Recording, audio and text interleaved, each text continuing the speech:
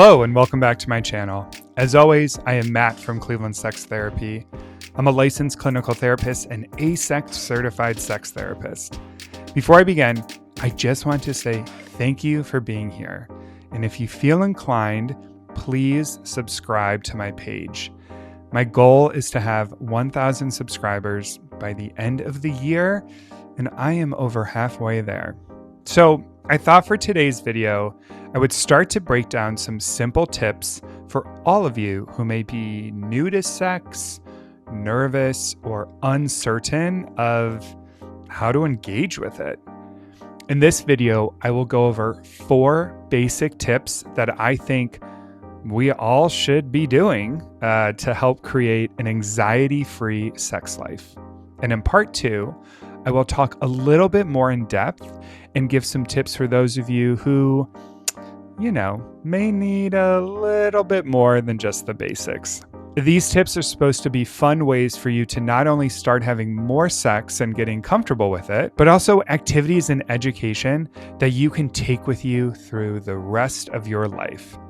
With that, let's jump on into the first tip.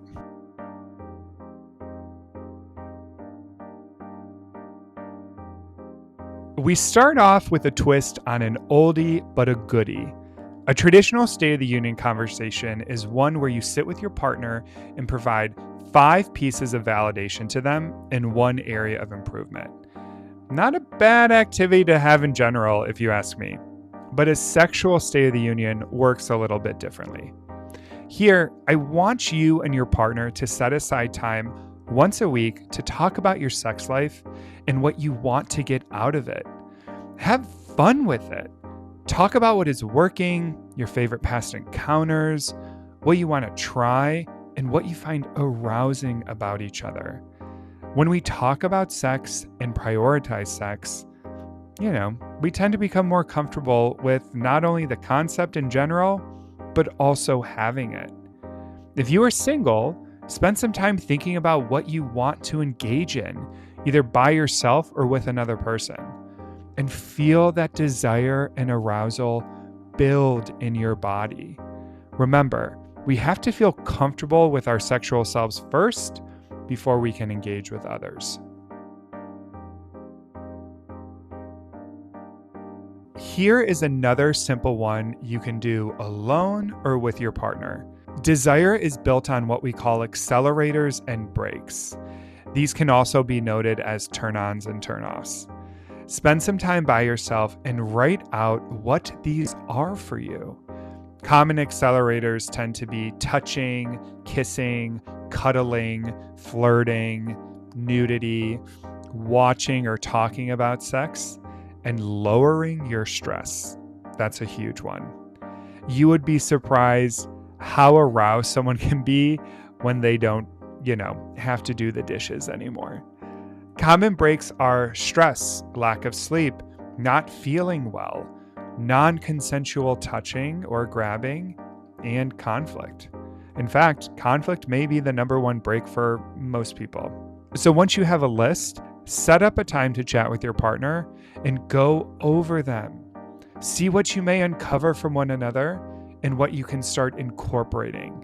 If I find out my partner likes when I kiss his neck, and that is a huge accelerator for him, I may need to start doing that more if I want to have more sex.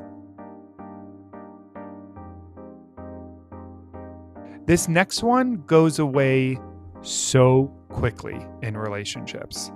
Flirting and dirty talk are actions we tend to do in the beginning of the relationship to woo our partners and show them how much we want them. And then once we got them, it fades away. This is so common. Passion fades and it can become uncomfortable to flirt. So do me a favor and let's start practicing this again. If playful touching or sending nudes was part of your beginning, let's make it part of your now. Discuss what worked and see how you can start reincorporating it back into your relationship.